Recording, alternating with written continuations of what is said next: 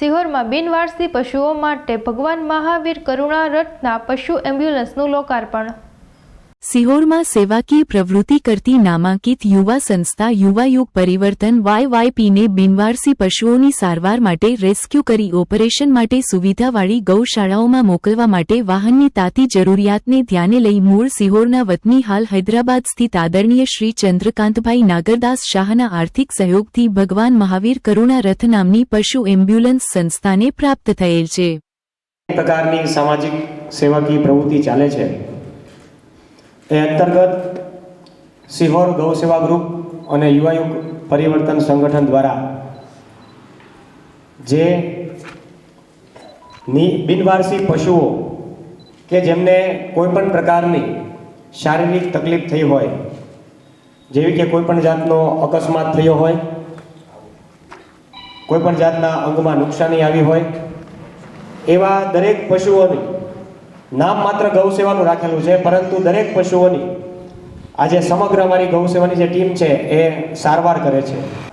મેં આ બંને વડીલોની બાહેધરીથી એવી રીતે શરૂ કરીએ છીએ ત્યારે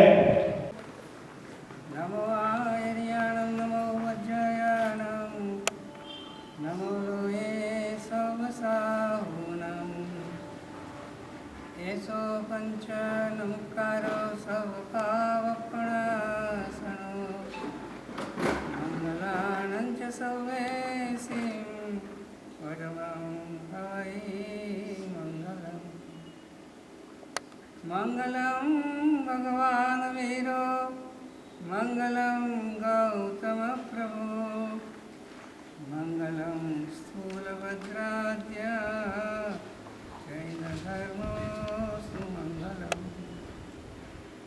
अंगूठे अमृतवसे लब्धि तणा भंडार श्री गुरु गौतम।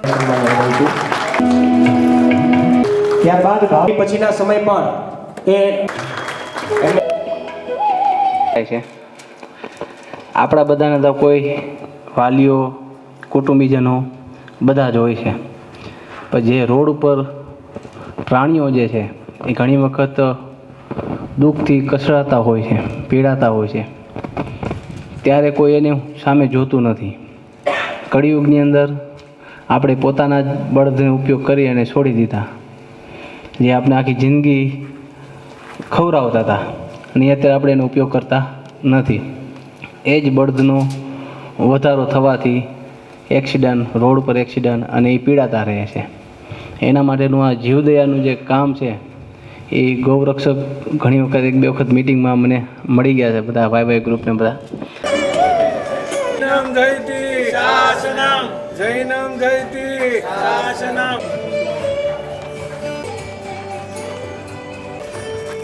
આપણા રાષ્ટ્રીય સ્વયંસેવક હૃદયપૂર્વક સ્વાગત કરીએ છીએ।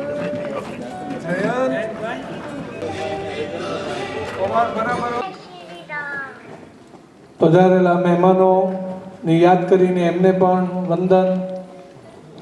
મારા કલ્યાણ મિત્ર, મારા પ્રતિમા જે પંથે મને સહયોગ આપી રહ્યા છે અને આગળ ધરી રહ્યા છે એવા શ્રી અશ્વિનભાઈ, અમારા ડીકે સાહેબ વગેરે, અને જીવદિયા પરિવાર, શ્રી સંઘના મારા મુરબ્બીઓ અને ઈલાબેન જાની આગળ, અને અમારા કુવાડિયા સાહેબ મિલિનભાઈ, બસ આવા જે અમારા ખાસ સ્નેહી એમની નોંધ લઈને આજના આ પ્રસંગે અમારા 22મા તીર્થંકર શ્રી નેમિનાથ ભગવાન, એમના માતા પિતા એમને લગ્ન કરાવવા આતુર હતા અને નેમિનાથને આ લગ્ન કરવાનો હતા, છતાં પણ એના દબાણને વશ થઈને એમની જાન તો ચાલી, એનો રથ પણ રાજુલ એમણે હંકાર્યો, પણ રસ્તામાં જ્યારે પશુઓની ચીચિયારી કિકિયારી સાંભળી ત્યારે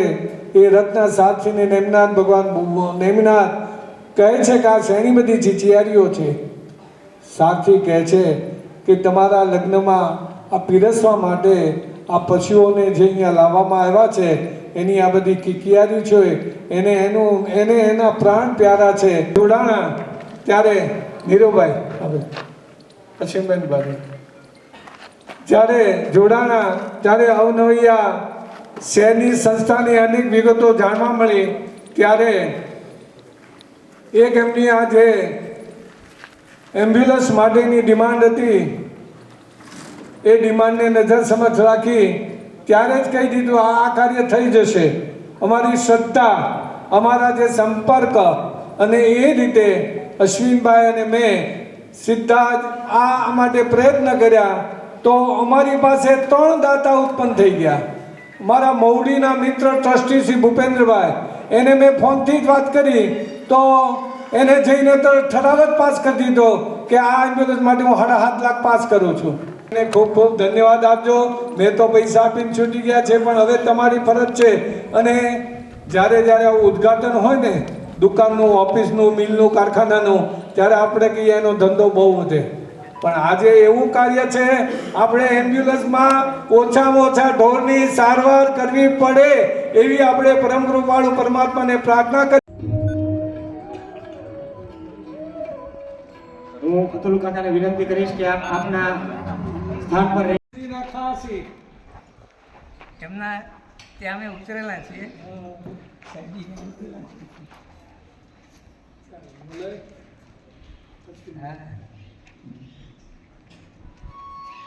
શ્રી ચંદ્રકાંતભાઈ, ખાલી જે લોડિંગ ગાડી જે બધી હોય છે ને જેવી ગાડી જતી. બીજો ઉપયોગ ઉનાળાની, બીજું પશુના પીવાના પાણીની ટાંકીઓ જે આપણે એમને ત્યાં લઈ જઈ શકીએ છીએ. તેમનો આભાર માની એટલો ઓછો છે.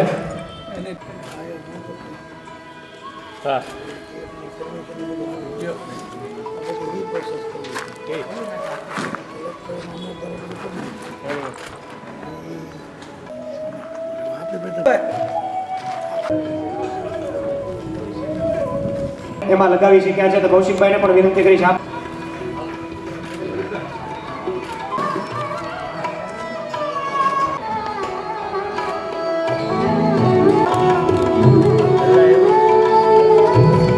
પ્રોગ્રામ થયો છે એને પ્રોત્સાહિત કરવા માટે અમારા ગુરુદેવ શ્રીજીના ભક્ત પરિવાર તરફથી ₹11,000 આ વાય ગ્રુપને અનુમોદના રૂપે આપવા માટે અને સ્વીકારવા માટે આપને ખૂબ ખૂબ વિનંતી સાથે સ્વીકારો.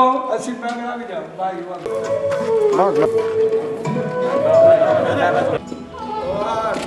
હા અહીંયા છો બાપા પવાર કાંઈ નહીં. વાયપી ગ્રુપને અર્પણ કરવામાં આવ્યું છે. ઉપરાંત સાહેબજીએ મને વાત કરી છે કે સાહેબજીનો સમય થઈ ગયો છે એટલે એના આશીર્વાદ મેળવી લીધા છે તો એના જે રૂટીન જે કાર્ય હોય છે એમાં વિક્ષેપ ન થાય એટલા માટે આપણે એના આશીર્વાદ મેળવી કે યુગે યુગે જ્યારે પણ કોઈ પણ આપત્તિ વિપત્તિ આવી પીડાકારી કોઈ પણ મુશ્કેલી ઊભી થાય ત્યારે એમનું અવતરણ થયા જ કરે છે. આ જે યુવા ગ્રુપ જે છે એ તો હું સમજું છે શ્રી કૃષ્ણજીનો જ પરિવાર છે, પણ એક સિહોર સમાજ એનો એક લાડીલો આ ચંદ્રકાંતભાઈ શેઠ જ્યારે પણ ગમે ત્યારે હૈદરાબાદથી આવે ત્યારે એના દીકરા અભયભાઈ, પપ્પાજી એટલા લેતા જાઓ અને વાપરજો. કોઈ પણ સંસ્થાવાળા કાર્યકર્તાઓ એમની પાસે આવે તો કોઈ દિવસ ના નથી પાડે, પણ આ પોઝિટિવિટી એમ ધર્મનું મૂળ, ધર્મનું મર્મ છે. આ આપણે બીજી ત્રીજી રીતે પૂજા પાઠ, વ્રત, તપ, જપ બધું કરીએ, પણ મૂળમાં દયા, જીવ શાતા પામે, એની પીડા દૂર થાય એ માટે આ બધા અનુષ્ઠાનો વગેરે આપણા મહાપુરુષોએ બતાવ્યા છે. પાપ મૂળ અભિમાન. ડૉક્ટર ઇન્જેક્શન આપે, માં અલગ હોસ્પિટલમાં આવે, દીકરો અલગ હોસ્પિટલમાં આવે, અરે સોય તો ભરાવેલી જ હોય.